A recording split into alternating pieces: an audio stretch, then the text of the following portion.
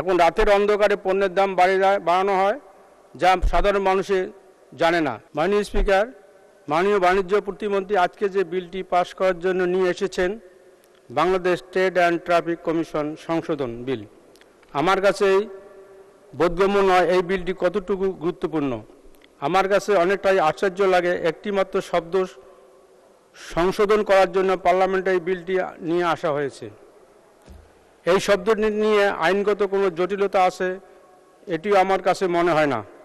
আমার কাছে মনে হয় প্রশাসনের এক শ্রেণী কর্তা ব্যক্তিদের অভিজাত্যবোধ বজায় রাখার জন্য প্রবণতা ছাড়া আর কিছু নয়।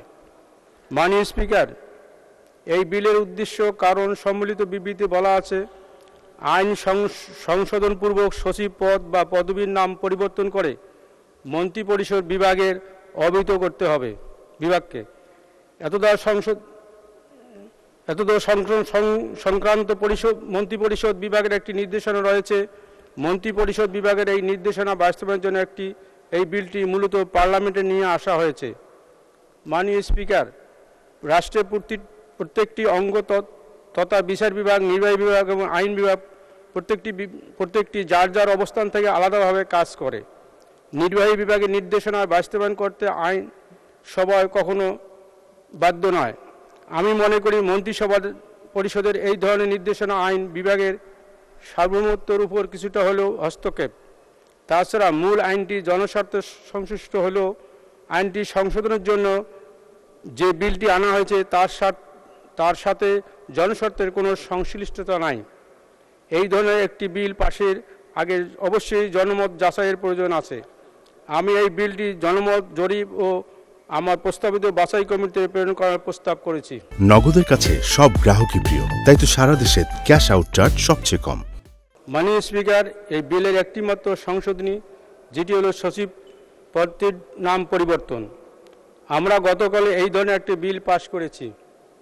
আমি মনে করি না যে এর মধ্যে আইনগত কোনো জটিলতা আছে বা জনগণের স্বার্থে সংশ্লিষ্ট কোনো বিষয় আছে।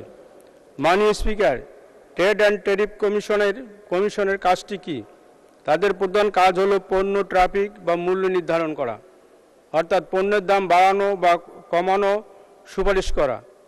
আগে গ্যাস, বিদ্যুৎ ও অন্যান্য পণ্যের দামের সমন্বয়ের ক্ষেত্রে গণশুনানি হতো, এখন আর সেটা হয় না। এখন রাতের অন্ধকারে পণ্যের দাম বাড়ানো হয়, যা সাধারণ মানুষে জানে না। তাই এই ট্রেড অ্যান্ড কমিশনের কার্যক্রমের প্রতি সাধারণ মানুষের অসন্তুষ্ট।